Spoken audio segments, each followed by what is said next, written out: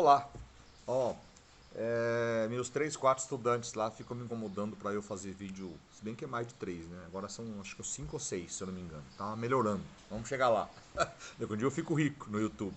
Ó, mas é legal porque que seja um estudante, o importante é que ele queira saber das coisas, né? Isso aqui não é só uma complementação opinativa, complementação opinativa além das aulas, porque nas aulas eu não fico, sabe, dando muitas opiniões muito pessoais, né? Eu falo das coisas, mas tem que se manter uma certa distância. É impossível fazer isso de verdade, mas eu tento.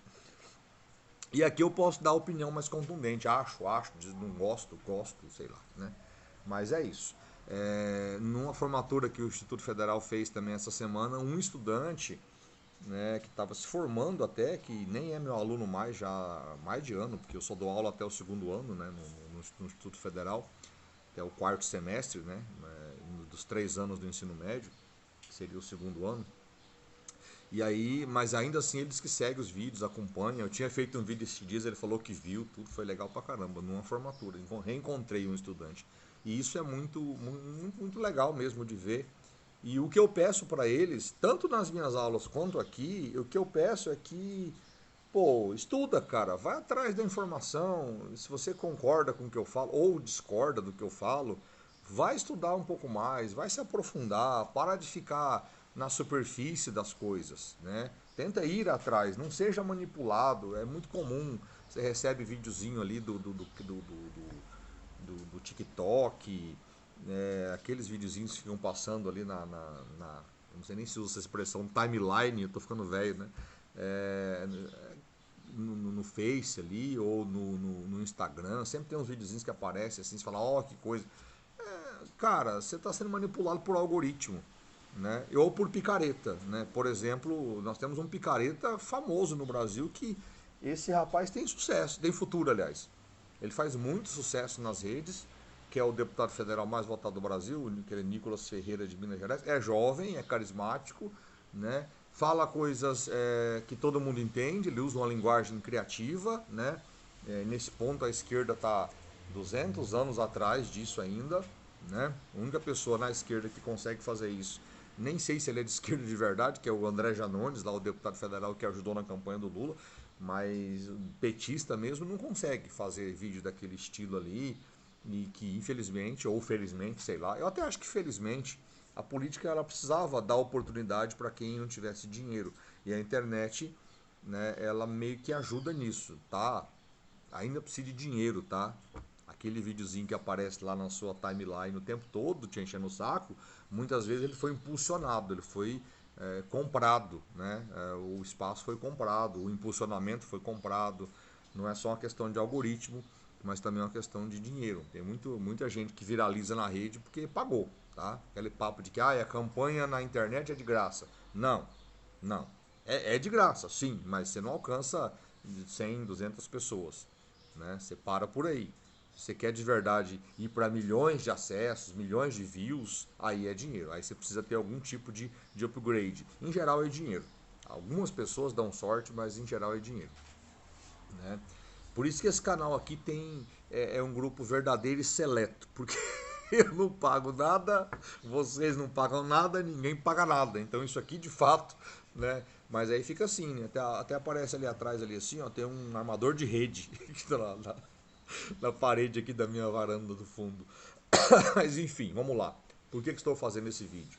Em essência, o Brasil, o governo do Lula, ele começa com a seguinte situação. Nós temos um Congresso de centro, de direita e de extrema direita, majoritariamente, né? Você tira ali uns 150 deputados mais ou menos de esquerda, de extrema esquerda e de centro-esquerda, e aí você tem ali o centro e a centro-direita e a direita e a extrema-direita muito mais fortes, né? Dá uns 350, mais ou menos, né? Do Congresso é contrário ao governo, ou pelo menos não é a favor do governo. Não precisa ser contrário, mas não vai votar sempre com o governo. Em geral, vota contra o governo. Tem muita pauta ali que simplesmente não passa, né? Por isso que o Lula, espertamente, porque é um político muito habilidoso, nem vai tentar certas pautas, porque sabe que não vai passar. É só perder votações e gastar energia e dar munição para ser atacado aí nas redes sociais por muito tempo. Ah, o governo perdeu lá a batalha, lá no Congresso, tudo. Vai acontecer muitas vezes se o governo forçar a barra, né? Uma das votações mais importantes desse ano, por exemplo, o governo ganhou. Mas ganhou por quê? Porque abriu mão das suas, digamos, preferências principais. Estou falando do arcabouço fiscal. Existia a antiga lei do teto de gastos, que limitava ali os gastos ao crescimento da economia, à inflação, enfim, do ano anterior. Né? Então, ou seja, se a economia não cresce, enfim, a gente estava num desmonte total das estruturas de Estado, desde o governo do Temer. Eu até entendo que o teto de gastos, na época em que ele foi criado, ele até podia ser necessário, porque o governo estava gastando demais, lá no final do governo Dilma, mas ele devia ter tido um limite temporal, né? Devia ser tipo até o final do governo Temer, ou não sei, até o final do próximo governo que viria, que seria o do Bolsonaro, né? Com isso acabou sendo, mas 2022, mas não, ele foi acho por 20 anos, então não dava, aquele teto de gastos já estava. E fora que ele só foi cumprido pelo próprio Temer, né? Porque cortou um monte de investimento, cortou recursos, tá, não sei o que, o Temer cumpriu o teto de gastos. O Bolsonaro já não cumpriu no primeiro ano, sem pandemia. Com a pandemia, lógico, né? Foi criado um orçamento paralelo, mas mesmo assim, o orçamento normal já não cumpriu. 21, 22, então foi um estouro total do orçamento, do teto de gastos. Ele maquiou as contas públicas com com aquelas PECs que ele arrumou dinheiro de maneira ilegal. A PEC dos combustíveis, a PEC dos precatórios, arrumou dinheiro na economia, jogou dinheiro na economia de maneira ilegal. Se o Supremo fosse de verdade contra o governo, teria bloqueado ali. E talvez ele nem teria chegado no segundo turno, porque ele estava muito impopular no começo de 2022. Mas voltando, né? Aconteceu lá, beleza, agora o Lula foi eleito dizendo que ia refazer o teto de gastos, o novo plano de metas fiscais, tá? E aí é esse tal de arcabouço fiscal, que é melhor do que o teto de gastos, mas ainda não libera a gastança, apesar da extrema direita, dos caras aí que ficam na internet falando que vai gastar. Não, não vai, não vai, não vai. Há mecanismos ali que limitam o gasto do governo, e isso vai criar um dilema para o próprio governo, porque há promessas de campanha que têm que ser cumpridas. Vão ser cumpridas? Se forem cumpridas, mesmo que seja em parte, vai envolver dinheiro, e precisa de dinheiro. O Haddad está tendo muita paciência, calma, controle, tranquilidade para negociar as questões com o Congresso, tá? Ele está propondo uma reforma em algumas questões, por exemplo, de desonerações, né? O que é uma desoneração? Sei lá, tem uma fábrica de plástico, né, aqui em Campo Grande, por exemplo, no Mato Grosso do Sul, e aí, para que a fábrica se instale, o governo promete não cobrar impostos, não cobrar alguma coisa, sei lá, desonera a fábrica de plásticos para que a fábrica produza mais, gere empregos e devolva para a sociedade algum tipo de benefício. Nem sempre isso acontece. Tem muita empresa que pega esse dinheiro e simplesmente só impõe lá como lucro, né? E não devolve para a sociedade alguma coisa. Mas muitas vezes acontece, gera-se muitos empregos em alguns lugares. Mato Grosso do Sul está cheio disso. Né? São Gabriel do Oeste, muitas empresas ligadas à exportação do agronegócio, tem muito disso no Brasil. Elas ganham benefícios fiscais de vários governos. Aí até não faz muita diferença se é de esquerda ou de direita. Não, todo governo deu isso. A Simone lá entre Alagoas, a Zambuja no estado inteiro, enfim, né? Não vai vir ao caso. Mas é isso, e tem muita dessas renúncias fiscais no Brasil. Dali o Haddad quer tirar ali um bom dinheiro, porque ele entende, e eu também entendo, que muitas delas não fazem sentido. Vai conseguir? Não sei, ele vai negociar isso com o Congresso. O Congresso é passivo de muito lobby, né? Esses grandes, mega, hiper empresários influenciam muito na eleição de deputados e agora eles vão cobrar que o deputado fique ali do lado deles para que eles continuem sem pagar impostos. Só lembrar, quem paga imposto no Brasil é a classe média, viu, fofinho e fofinha, tá? Quem paga imposto no Brasil é a classe média. Os pobres pagam também, obviamente que pagam, porque o Brasil taxa o consumo. Então comprei lá minha garrafinha de água mineral, paguei R$ 2,50, R$ 3, tem imposto aqui nesse negócio.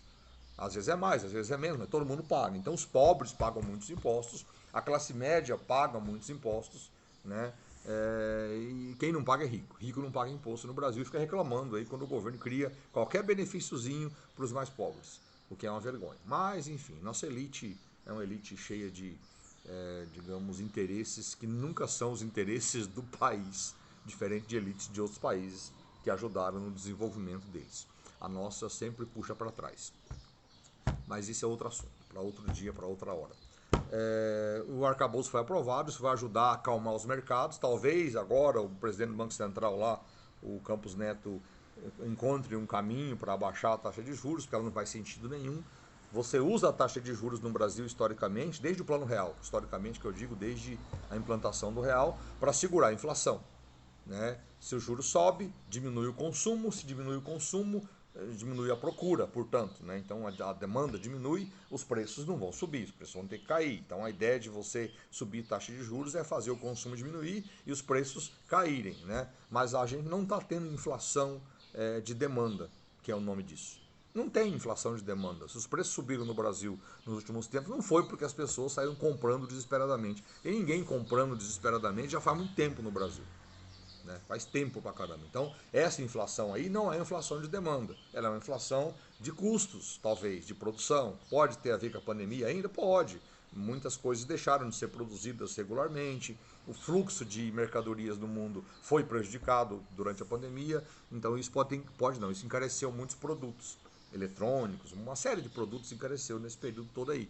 Problemas de produção aqui e ali. Então, é muito provável que essa inflação seja inflação ligada à oferta. Agora, como é que se aumenta a oferta de produtos se você sobe a taxa de juros? Não, pelo contrário, você prejudica. Vamos pensar aqui, um cara vai produzir mais água mineral. Ele poderia estar precisando de um empréstimo bancário. E aí é juro, né? Aí o Banco Central sobe o juro, ele não pega o empréstimo, não aumenta a produção, não melhora o emprego, não melhora a arrecadação de impostos, não melhora o giro da economia. Então, na verdade, o Campos Neto não tem argumento para manter a taxa de juros alta como está. Não faz sentido.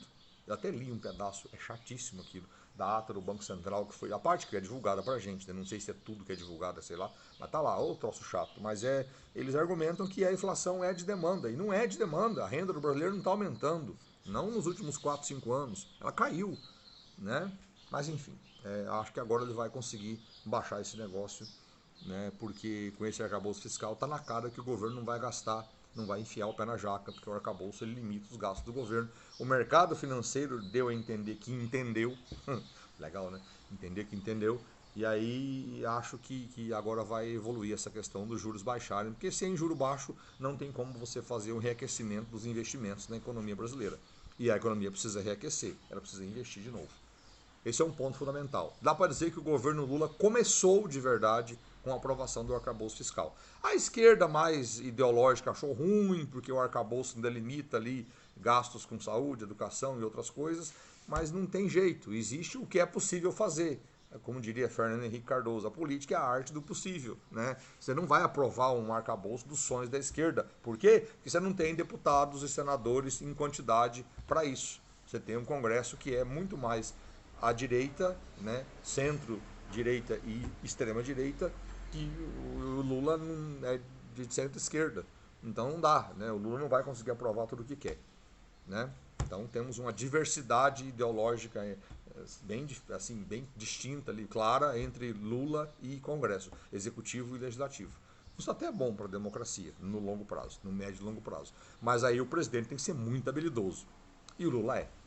Né? Lula pode ter outros defeitos, mas isso aí ele não, esse defeito ele não tem. Ele é muito habilidoso politicamente. Ele vai saber negociar as coisas que ele acha relevantes, né? E tem muita pauta da esquerda, é bom deixar isso claro, que vai ficar de fora. Uma das que eu acho que vai sobrar, que o governo não vai comprar a briga, é a do novo ensino médio.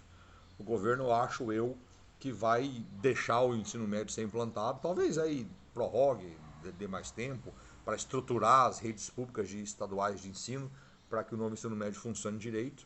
Eu nem acho a ideia do novo ensino médio ruim, o problema é a maneira como ele foi implementado, sem muita discussão, sem muito entendimento de como seria, né?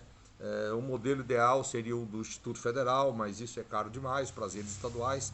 Políticos não gostam muito do modelo do Instituto porque é muito dinheiro e é um dinheiro que não dá voto imediatamente, né? Porque quem recebe é um estudante de 14 anos, de 15 anos, a maioria não vota, e estudante tende a ser meio crítico, né? Então não é muito assim de seguir políticos, né, facilmente. Mas, enfim, né, deveria ser o modelo do IF, o novo ensino médio, mas não foi e talvez demore para ser. Então eu acho que essa briga o governo não compra, o governo não vai gastar energia nesse negócio. Tenho quase certeza disso. Outras brigas ele vai comprar, ele vai tentar reformar a questão, fazer a reforma tributária que for possível fazer, porque isso também é uma encrenca, mas vamos ver. E ontem teve um fato curioso, espero que você tenha lido, ouvido e esteja sabendo do que eu estou falando aqui, que é a visita do presidente da Venezuela, o famoso, o notório Nicolás Maduro, né? Quem é o Maduro? Maduro é o herdeiro do poder ali venezuelano do Hugo Chávez. O Chávez criou a Venezuela que a gente conhece hoje. O Chávez foi eleito democrata, tentou dar um golpe antes, era um golpista, já era um golpista antes, ele era militar venezuelano, tentou um golpe lá em 92, eu acho, alguma coisa assim, né? E foi preso, e depois soltaram o homem, não devia ter soltado, mas soltaram o homem, né? E aí não se solta golpista. Golpista precisa ser preso porque ele sempre vai querer dar um golpe na democracia e tem hora que a própria população apoia o golpe, como a gente meio que viu acontecer nos últimos tempos. Metade do povo brasileiro teria ficado feliz se o Bolsonaro tivesse dado um golpe de Estado. Eu acho que ele teria muito apoio, a gente ia demorar um tempão para sair dele. Mas voltando ao que interessa, Maduro veio ao Brasil e foi recebido pelo presidente Lula, lógico, isso aí faz parte do protocolo, né? O presidente recebe o outro presidente que chega, ele vem para uma reunião aí com outros líderes da América do Sul, até aí tudo bem, isso aí não é um problema em si. Ah, mas o Bolsonaro tinha proibido a entrada dele aqui. É ideologicamente, porque o Brasil continuava sendo um parceiro comercial da... Ah, é, professor? Pois é, né? O Brasil é um parceiro comercial da Venezuela há muito tempo. Esse comércio até diminuiu nos últimos tempos, por vários motivos, que não dá tempo de explicar aqui, mas o Brasil continua sendo um parceiro comercial da Venezuela, inclusive comprando petróleo deles. O Brasil compra petróleo? Lógico que compra petróleo. O petróleo brasileiro não é o melhor petróleo para combustível. Então a Petrobras importa petróleo tipo A, mais leve. E a Venezuela tem esse petróleo, é pertinho daqui. Não precisa ir tão longe, lá no Oriente Médio ou na África. Apesar que a gente vai também. O Brasil compra petróleo da Arábia Saudita, dos Emirados Árabes, né? Compra petróleo da Nigéria. Pois é. E aí ficou essa gritaria, o Maduro é um ditador, tá, beleza, vamos lá. O Chávez de verdade implantou uma ditadura na Venezuela. E aí o curioso, por meio de eleições. Ele ganha a primeira eleição em 98, tentam derrubá-lo por meio de um golpe, que a direita venezuelana também de santa não tem nada, né? Tentaram dar um golpe nele, ele conseguiu se manter, voltou ao poder, tá? E aí ele começou aos pouquinhos mudando leis, fazendo decretos. Presidente que fica emitindo decreto tem um coraçãozinho autoritário.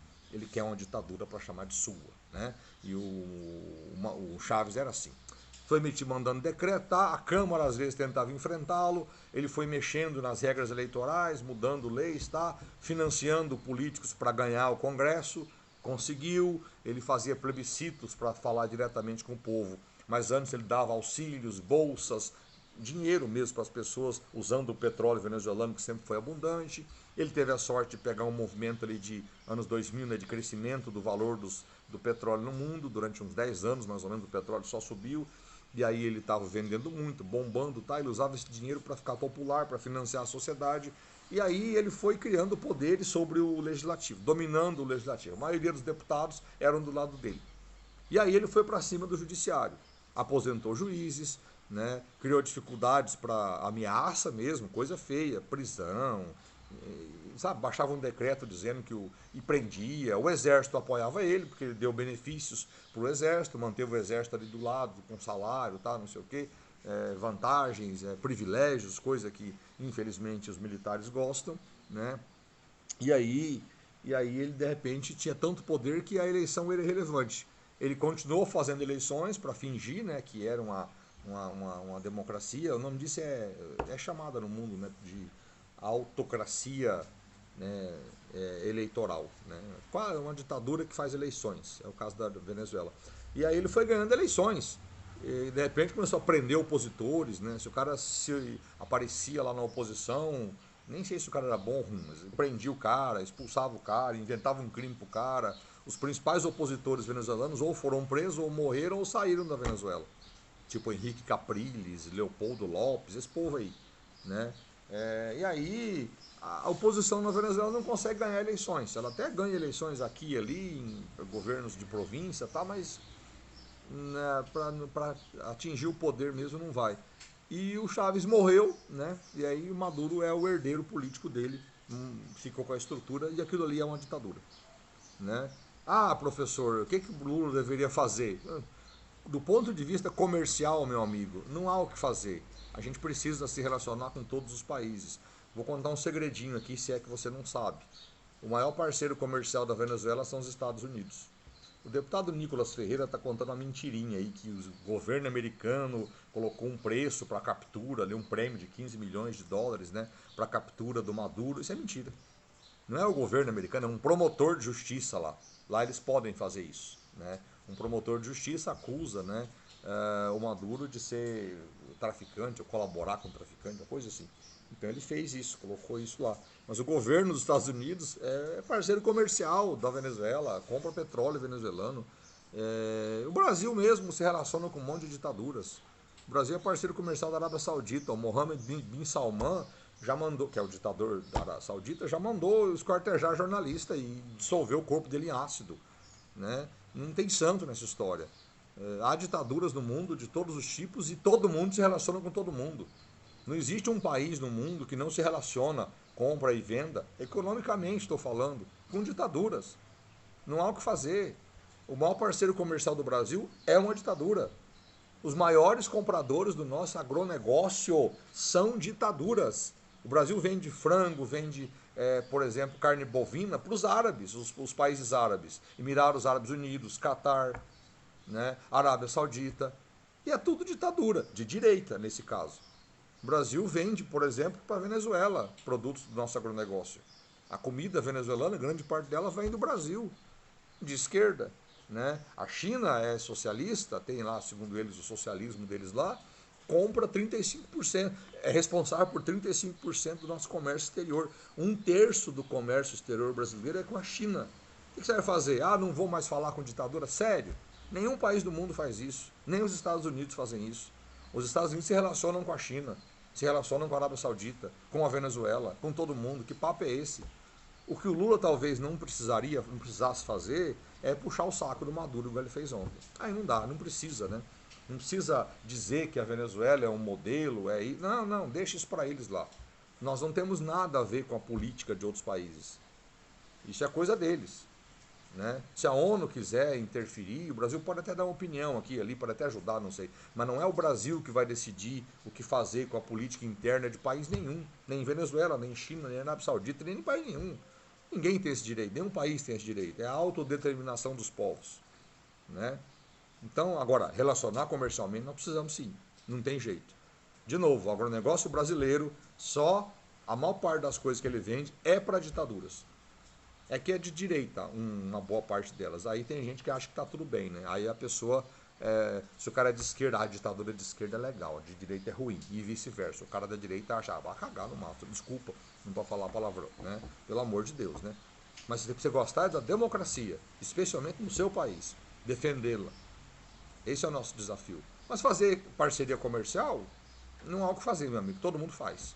Não precisa também ficar elogiando, dizer que lá na Venezuela tem democracia até demais, porque não tem. Tá? Aquilo ali é uma ditadura. Tranquilo? Que eles se resolvam por lá, mas que a ditadura é.